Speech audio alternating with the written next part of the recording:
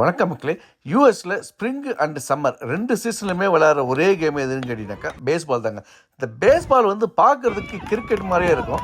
ஆனால் ரூல்ஸ்லாம் entirely டிஃப்ரெண்ட்டுங்க. So ரூல்ஸுமே பார்த்தீங்கன்னாக்கா சின்ன பசங்களுக்கு ஒரு ரூல்ஸு, பெரிய பசங்களுக்கு ஒரு ரூல்ஸ்னு வச்சுருப்பாங்க. ஏன்னா அப்போ தான் அவங்க ஈஸியாக கற்றுக்க முடியுன்றதுக்காக. சில நேரத்தில் என்னோட 2 பசங்களுக்கும் ஒரே டைமில் மேட்ச் நடக்குங்க. அப்போது அது வந்து உள்ளூராக இருந்தால் ரொம்ப ஈஸியாக இருக்கும். எனக்கு வந்து ஏன்னா ரைட் சைடு ஒரு கோட்லேயே, லெஃப்ட் சைடு ஒரு கோட்லேயே நடக்கும். அப்போ நாங்கள் நடுவில் இருந்து 2 மேட்சும் ஒன்றா பார்த்துருவோம். ஆனால் இதுவே வந்து வெளியூரில் நடந்துச்சுன்னா ரொம்ப சிரமங்க. என் ஒய்ஃப் ஒரு பையனை கூட்டிட்டு போகிற மாதிரி இருக்கும். அப்புறம் நான் வந்து இன்னொரு பையனை கூட்டிகிட்டு போய் மேட்ச் தனித்தனியாக போய் பார்க்குற மாதிரி இருக்குங்க. இந்த கேம் பார்த்தீங்கன்னாக்கா ஆல்மோஸ்ட் கிரிக்கெட்டில் இந்த லாஸ்ட் மினிட்ல ஒரு பாலுக்கு 6 ரன் தேவைப்படுமே, அந்த மாதிரி இன்ட்ரெஸ்டிங்கான இன்சிடென்ட்ஸ் கூட இந்த பேஸ்பால் நடக்கும். ஸோ அந்த மாதிரி மேட்ச் பார்க்கும்போது நமக்கும் பார்க்குறவங்களுக்கும் ரொம்ப இன்ட்ரெஸ்டிங்காக இருக்கும் மேட்ச். எண்ட் ஆஃப் த கேமில் 2 டீம் பிளேயர்ஸுமே வந்து குட் கேம்னு அவங்களே அப்ரிஷியேட் பண்ணிப்பாங்க.